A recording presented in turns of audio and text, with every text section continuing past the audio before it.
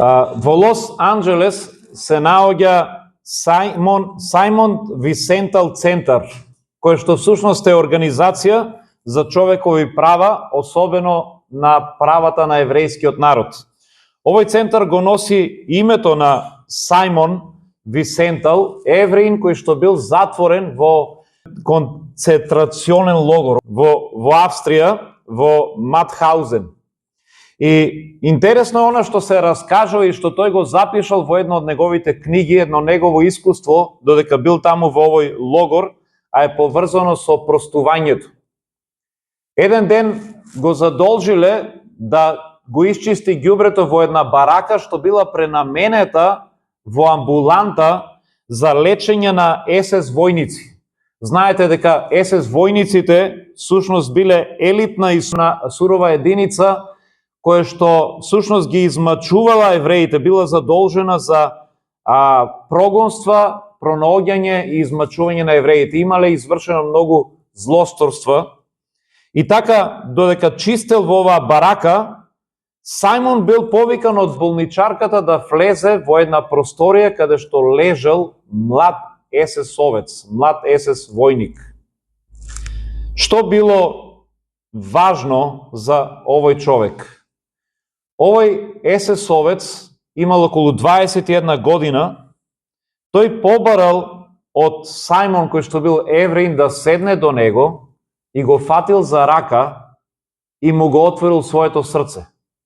И му рекол: јас, како млад, направив многу злосторства спрема твојот народ. И сега сум пред умирање. И имам потреба да ги кажам моите гревови, бидејќи ми тежат на мојата совест, и сакам да ми биде простено, имам потреба да ми биде простено и тоа од евреин. И човекот почнал да му раскажува што се правил. Дури му споделил и конкретни ситуации на злосторство. Тој му споделил дека во една прилика, заедно со неговата чета, запалиле куќа во која што внатре се наоѓале мажи, жени и деца, евреи. И им било наредено сите оние кои што ќе се обидат да излезат од куќата дека таа гори, да бидат убиени. И тој исто така го правил истото нешто. И кога ова му го кажал на Сајмон, додека ја држал неговата рака, Сајмон си ја издрпнал раката, во гнев станал и заминал. Немало никакво простување. Тој не можел да му изговори ниту еден збор на прошка. Но подоцна Сајмон размислувал дали постапил правилно. И тој ова нешто го запишал во неговата книга која што го носи насловот Сончоглед. И книгата завршува со прашањето: а како ти би постапил? Што ти би направил? Ова е тешко прашање, нели? Ние зборуваме за простувањето. Можеш да простиш некој ако те опцуе, нели, ако те навреди, дури и тоа не е тешко, но овде тој требало да прости за злосторства кон неговиот народ. 32 еминентни личности, мнозинство евреи, решиле да дадат одговор на ова прашање и да му напишат на Сајмон. Повеќето одговориле дека Сајмон постапил правилно. Зошто да прости на човек кој што цел живот убивал луѓе и извршувал страшни злосторства и сега на смртната постела тој очекува наеднаш инстант простување? Зошто да му биде дадено? Други пак му напишале дека Сајмон и нема право да простува во името на сите тие жртви. Бидејќи кој сум јас да простам за оние кои што всушност биле убиени? Треба нив да бидат прашани. Некој напишале: ако Симон му простеше на овој германец, со тоа индиректно тој ќе покажеше дека Холокаустот па и не е толку лош, би го оправдал со неговото простување. А па еден од оние кои што му одговориле едноставно напишал коментар: нека овој СС-овец заврши во пеколот. Нека гори во пеколот. Така да сосема отворено ги напишал неговите чувства. Сега, ова е сосема далеко од она што нашиот Господ Исус го поучуваше. Исус зборуваше отворено за простувањето. Па сепак да бидеме искрени, многумина од нас би постапиле исто како Сајмон и постапуваме многу пати кога некој ќе не повреди. И тоа за многу помали нешта од она што овој есесовец го направил. За многу помали навреди или дела ние знаеме да го затвориме срцето и да кажеме нема простување. Но овој човек нема да му простам цел живот. Затоа верувам дека ова е важна тема. Денеска ќе прочитаме од Матеј 18 глава, 21 до 35 стих, каде што Исус јасно зборува на оваа тема и од таму ќе извлечеме 5 факти за простувањето. Но ајде да го прочитаме првин текстот, Матеј 18 глава, 21 до 35 стих. Ова е текст во кој што простувањето е офатено сосема јасно. Петар му пристапува на Исус и го запрашува: Господи, колку пати да му простам на брата си кога ќе сгреши против мене? До 7 пати ли? А Исус му одговори: Не ти велам до 7, туку до 70 пати по 7. Колку е тоа, ако знаете да пресметате? 490. Затоа Царството Небесно, вели Исус, продолжува и го објаснува со една парабола. Вели, Царството Небесно прилега на цар кој што побарал да ја расчисти сметката со своите слуги. И кога почна да ја расчистува сметката, доведоа кај него еден што му должеше 10.000 таланти. Па бидејќи немаше со што да плати, господарот негов нареди да го продадат него и жена му и децата негови и се што имаше за да го наплати долгот. Тогаш тој слуга падна пред него на колена и му се поклонуваше говорејќи: Господаре, стрпи се спрема мене и се ќе ти платам. А господарот на тој слуга му се смилува, го пушти и му го прости сиот долг. Слугата пак, што ми излезе, најден еден од другарите негови кој му должеше 100 денари. И кога го фати, го давеше и му велеше: врати ми го долгот. Тогаш неговиот другар падна ничком на колена пред него и го молеше и велеше: стрпи се и се ќе ти исплатам. Но тој не сакаше. Туку отиде и го фрли во затвор додека не му го исплати долгот. Другарите пак негови, кога видоа што се случи, многу се огорчија, па отидоа и му го кажаа сето ова на својот господар за се што се случи.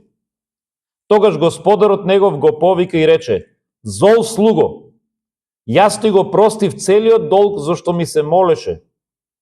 Не требаше ли и ти да се смилуваш над својот другар, како што јас ти се смилував на тебе? И се разгневи господарот негов, па го предаде на мачители, додека не му го исплати целиот долг. Така и мојот Отец Небесен ќе постапи со вас, ако секој од вас не му го прости долгот од срце на својот брат. Амин. Еве ова е текстот за кој што спомнав дека ќе се обидеме да извлечеме 5 факти. И првиот факт кој што мислам дека на сите нас кои што сме се соочиле со оваа тема ќе ни е јасно, првиот факт за простувањето е дека простувањето е тешко. Ќе се сложите ли? Простувањето е тешко. Јас многу пати имам проблем со простувањето. Кога Даниела нешто ќе ми изгреши, со недели ми е тешко да ја простам. И тоа замислете во ситуација кога не ти убиле некој, туку само нешто те повредиле. Може би егото ти го повредиле, ама тешко е да простиш. Простувањето е тешко. И затоа ние го држиме во себе си и одлучуваме да не простиме. Една причина зошто е тешко да се прости е затоа што вклучува соочување со болни емоции. Нас тоа не боли. Друга причина е затоа што чувствуваш дека ако простиш, се откажуваш од твоето право да биде задоволена правдата. Кога некој ќе те повреди, те велиш тој заслужува да биде казнет, заслужува правда, заслужува да му се суди. а ако јас му простам, јас се одречувам од тоа право. И тогаш велам, не простувам, нека страда и тој. Ќе најдам начин да му вратам. Мора да ги израмнеме сметките. Ќе види он или ќе види она. Трета причина зошто е тешко да простиме е затоа што сме наранети и кога простиме, кога простуваме, ние се ставаме во ситуација да бидеме повторно ранети, да бидеме во ситуација повторно да бидеме ранливи. Бидејќи ако јас простам му давам шанса тој повторно да ме повреди.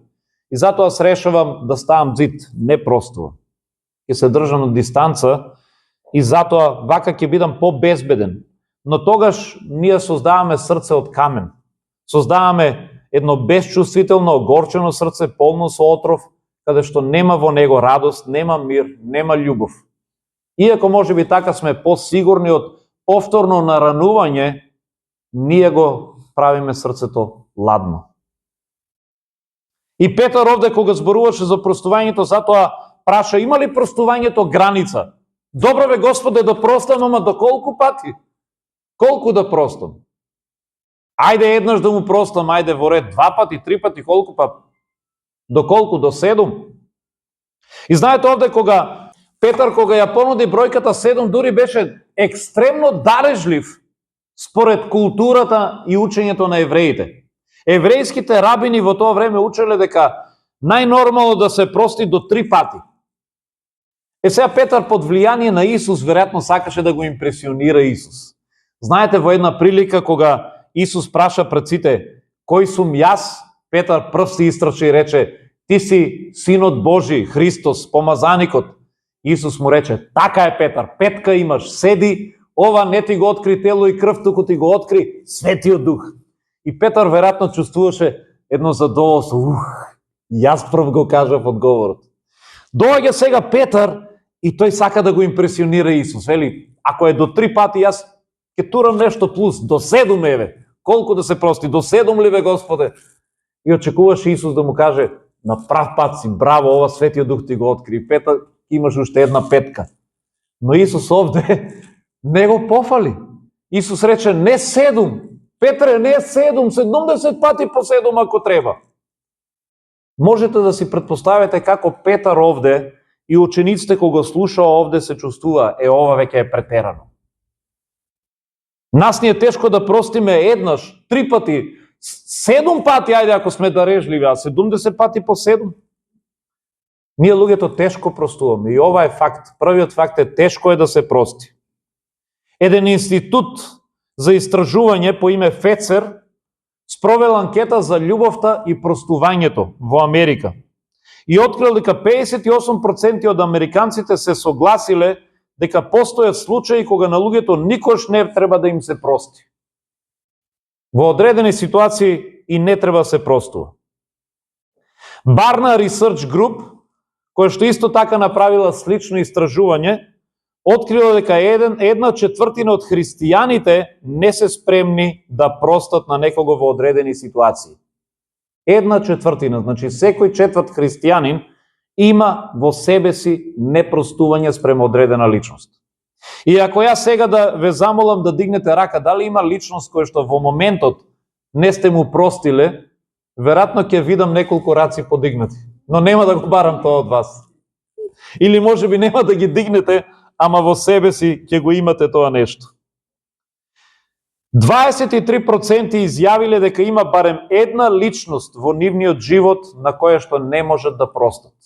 Ова станува збор за истражување помеѓу христијаните. Затоа велам, простувањето е тешко.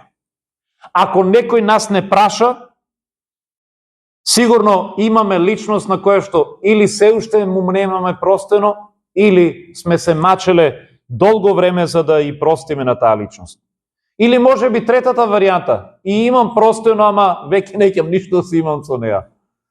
Во таа некаква варијанта. Но простувањето е од суштинско значење за нас христијаните. И тоа е она што нас не разликува од останатите религии. И ако христијаните се борат да простат или не се спремни да простат, тогаш по што се разликуваме од останатите?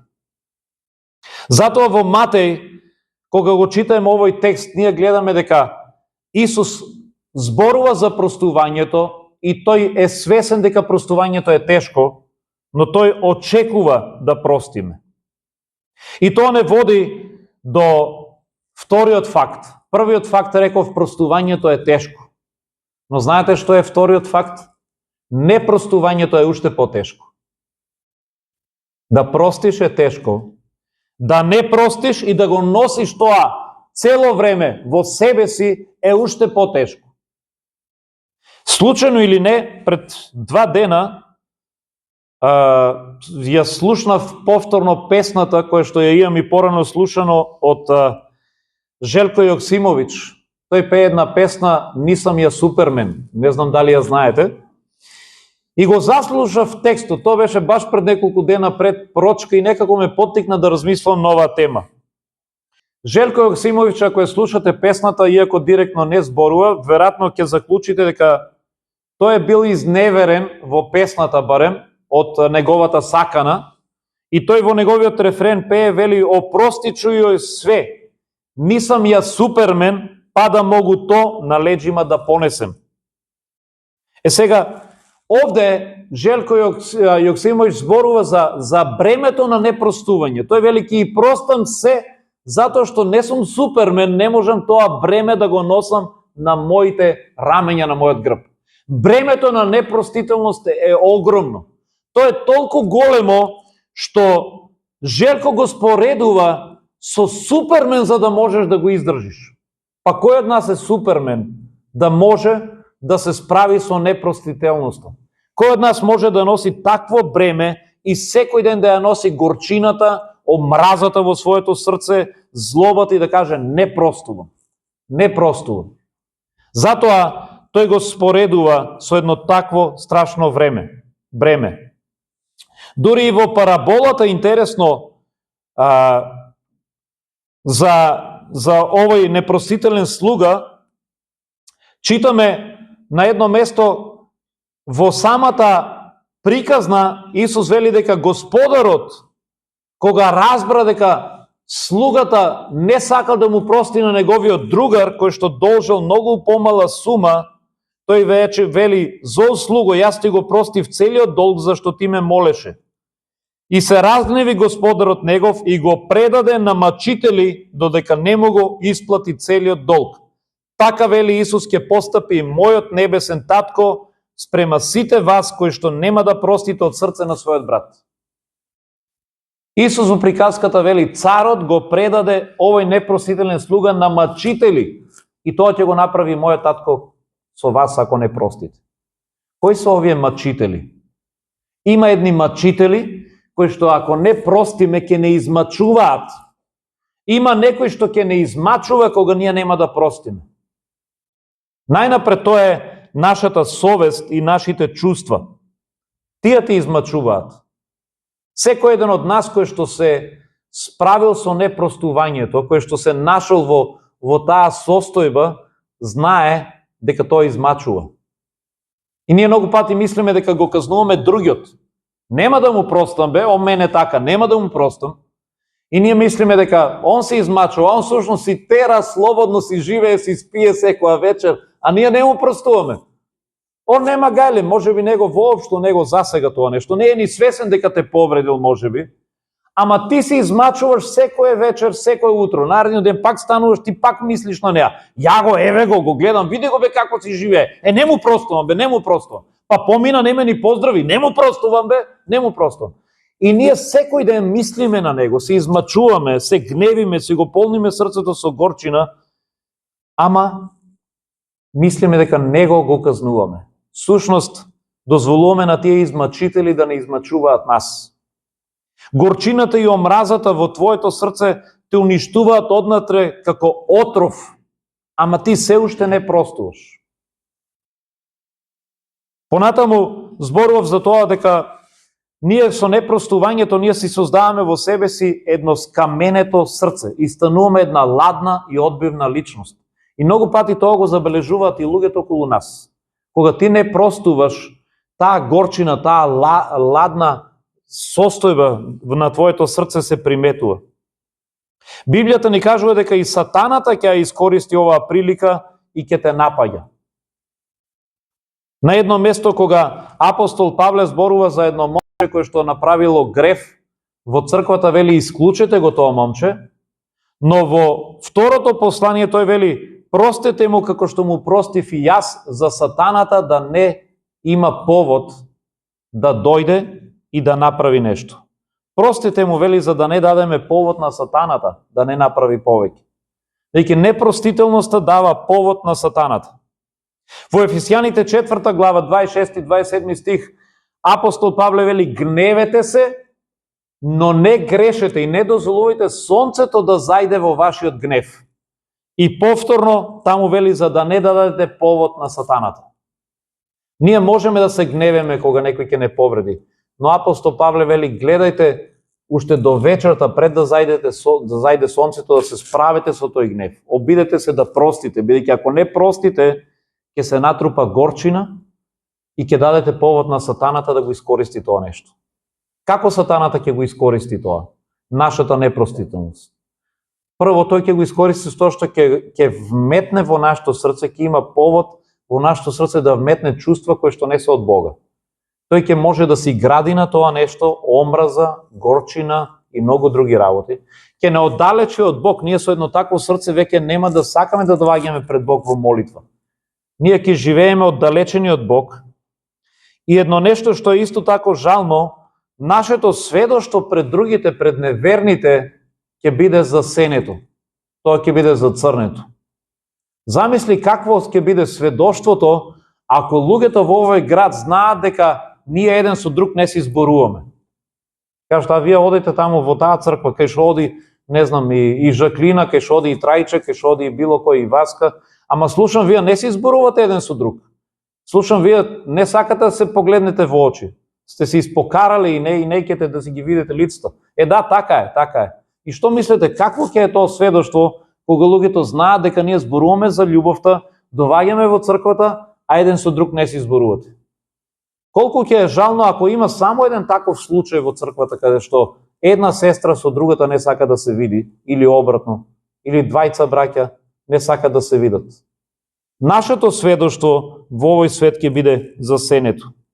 Затоа велам, простувањето е тешко, но не простувањето е уште потешко, тоа е уште полоша состојба. Ако треба да бираш помеѓу двете, да се прости или не, што е подобар избор? Јас верувам дека подобар избор е да одлучиш да простиш. Кога треба веќе да решаваме дали го да го направам првото или второто. И сега сакам да стигнеме до третиот факт. Простувањето е божествено. Што значи ова нешто? Ова е уште една причина зошто да простиме. Бидејќи кога простуваме, ние сме послични на нашиот Господ и Спасител Исус Христос. Тоа не прави слични на Него. Нашиот Исус простуваше. Нашиот Бог е Бог кој што простува. Простувањето е божествена одлика. И затоа ние треба да се стремиме кон тоа нешто. Пред неколку години разговарав со еден човек кој што беше верник, христијанин, па дури и крстен. И тој во една прилика ми се отвори и ми призна дека е воодушевен од христијанството и затоа одлучил да стане христијанин. И вели, за мене христијанството е скоро совршено.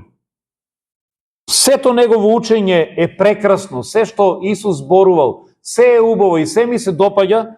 Ми кажа, само имам една замерка, една забелешка. Има едно нешто што не можам да го прифатам во христијанството. И јас го прашав, добро, што е тоа? И знаете што рече? Простувањето.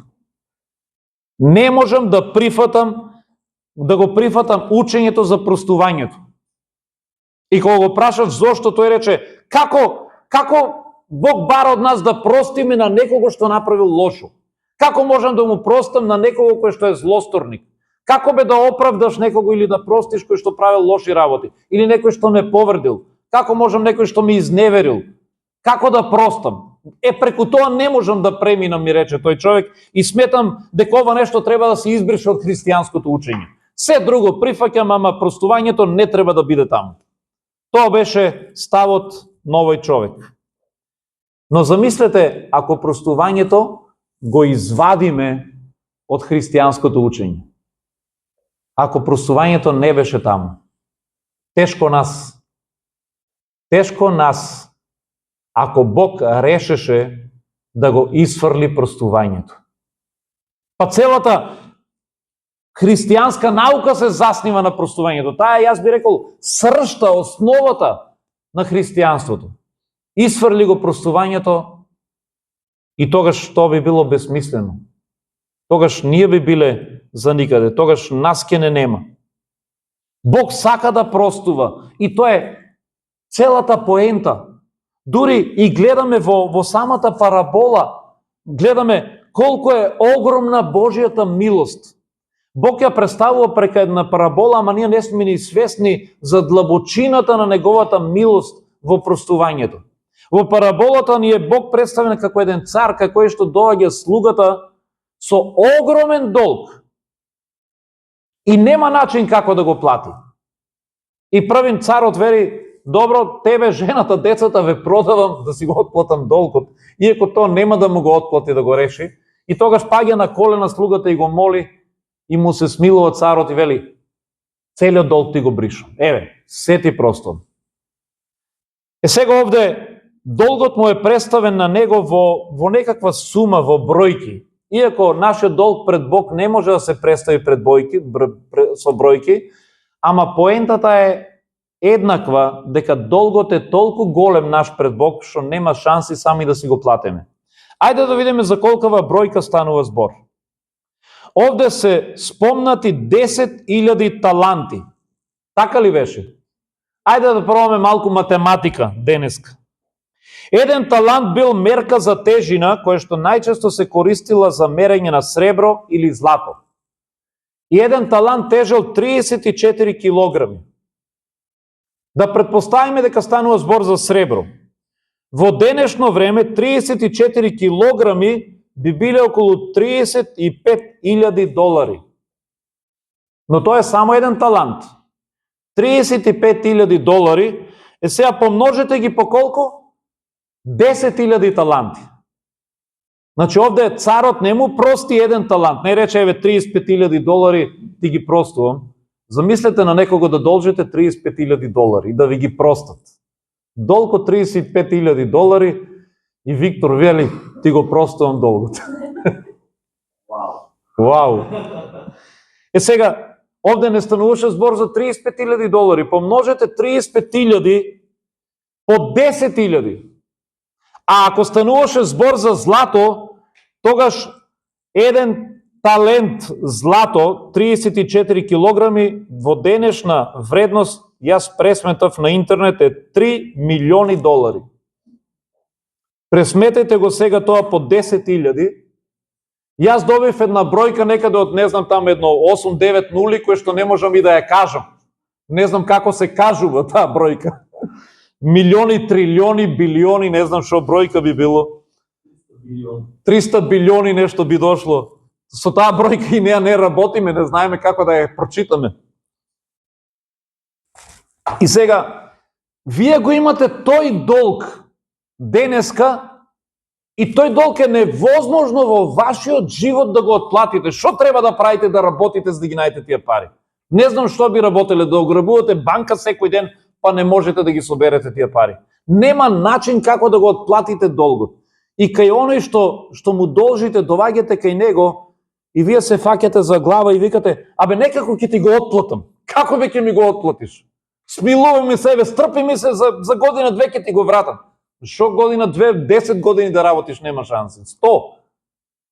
5 живота да имаш за живење нема да го вратиш. И решава човекот на кој што му должите, решава да ви го прости целиот долг. Се наеднаш. Вели: ништо не ми должиш, ни денар. Која радост, си излегуваш од таму олеснет. Тоа е она што Бог го направи за мене и за тебе. Бог ни прости долг кој што е невозможен. И да се разбереме, овој долг, ние откако ќе излеземе од неговата канцеларија, пак го правиме. ние продолжуваме следниот ден пак да грешиме и пак имаме потреба да бараме прошка. Затоа кога се сеќавате кога бара учениците да ги научи Исус како да се молат и тој им ја кажа молитвата Оче наш, кој што обично ја молиме, нели, секој ден. Оче наш, и во молитвата тој вели, кога ќе се молите, молите се вака: Татко наш кој си на небесата, или Оче наш, прости ни ги нашите долгови како што ние ги проштуваме на нашите должници. Тоа значи дека ние постојано грешиме и постојано имаме потреба тој да ни простува. Не е само еве готово ми го избриша долгот и сега веќе не мора да одам кај него. Следниот ден пак треба да дојдеме кај него и пак да бараме прошка. Затоа велам, простувањето е божествено. Тој ни прости нас и ни даде пример дека и ние треба да простуваме. Кога Исус висеше на крстот, неговите први зборови кои беа? Татко, прости им, зашто не знаат што прават. Простувањето е божествено. Во молитвата Оче наш тој учеше: прости ни ги долговите наши, Боже, како што и ние ги проштеваме. Ние имаме постојано потреба од простување. Простувањето е божествено.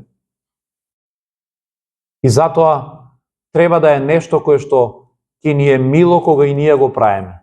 Веќе тоа беше одлика, дел од карактерот на нашиот небесен татко. И кога ние простуваме, ние се поистоветуваме со него. Ние покажуваме дека сме негови синови и ќерки. Знаете ли, луѓето кога ќе видат некое детенце знаат да кажат: исте на татко му. Или пак кога прави некакви гестикулации, прави нешто слично, знаат да кажат: исто како татко му. И ние обично знаеме дека гените ги наследуваме и многу пати дури и поведението на нашите родители. И ние сме горди кога ќе ни припишат особено некаква позитивна одлика од нашите родители. Ќе кажат: така и мајка му правеше, и он истото го прави, или татко му. Сега, ако нашиот Бог е Бог што простува, ние сме негови деца, тоа значи дека и од нас се очекува да простуваме. Простувањето е божествено. И тоа не води кон четвртиот факт. Првиот факт значи беше простувањето е тешко, вториот непростувањето е уште по-тешко. Третиот, простувањето е божествено. Четвртиот факт, простувањето е задолжително. Да, простувањето е задолжително. Во параболата на слугата му беше простен еден неброен долг, невозможен долг. Но исто така и од него се очекуваше да прости, нели? Знаете, господарот овде, царот, не му рече: слушај, јас ти простувам, а ти дали ќе сакаш на некого да простиш или не, тоа си е веќе твоја работа. Зошто се разгневи господарот, а? Зошто се разгневи во приказката? Се разгневи затоа што рече: јас тебе ти простив, а ти не можеше? Па сега штом ти не си спремен да простиш, ќе те ставам на мачители.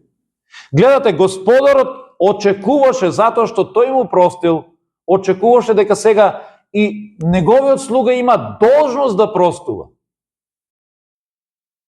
А сепак ние некако тоа не го сваќаме.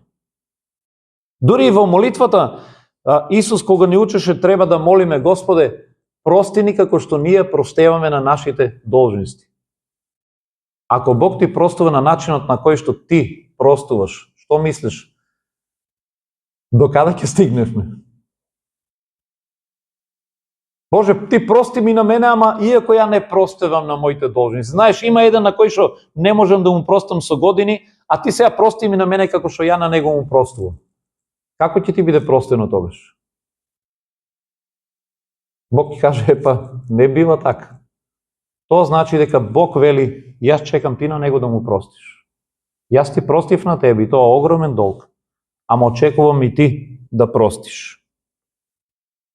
Знаете, простувањето не е изборен предмет во Божиот наставен план. Кога одиш на школа, ти имаш изборни предмети. Велиш: математика мора да се учи. Не те питат во школото: сакаш или не ќеш математика. Имаш предмети кои што мораш да ги учиш. Биологија мораш да учиш. Сега имало изборен предмет, не знам, нешто да црташ. Имало изборен предмет.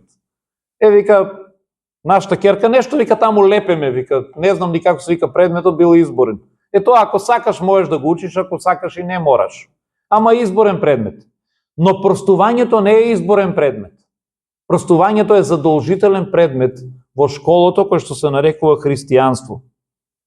И затоа Исус ја споменува оваа тема во секоја негова поука. Ја имаме насекаде низ целата Библија. И затоа овде многу јасно во Матеј 18 глава Исус го нагласува и на Петар во разговорот и во параболата.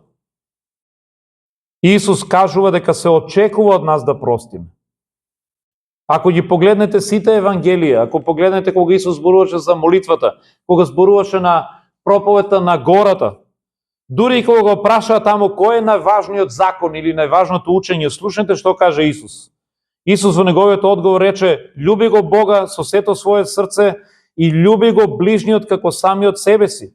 Потоа тој продолжува и рече: "Благословувајте ги оние што ве колнат, правете им добро на оние што ве мразат и молете се за оние што прават лошо кон вас."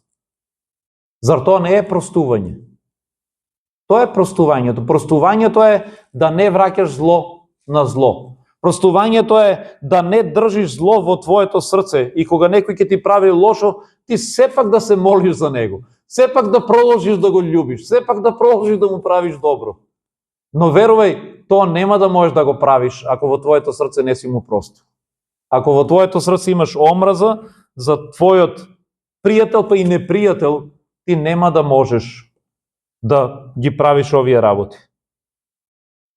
И тоа не води до петиот факт за простувањето, кој што можеби ќе звучи изненадувачко, ама сепак е олеснително. А тоа е дека простувањето е можно.